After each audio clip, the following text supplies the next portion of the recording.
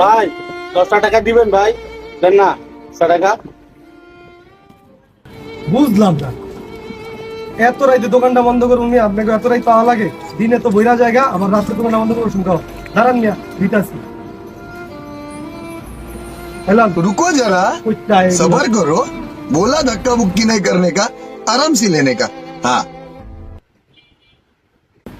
ये सब क्या देखना पड़ रहा है?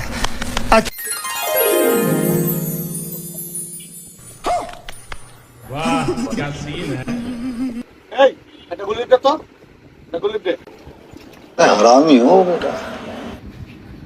এই বললি তো 15 টাকা, আইসে 10 টাকা দিয়ে সিগারেট লইতে।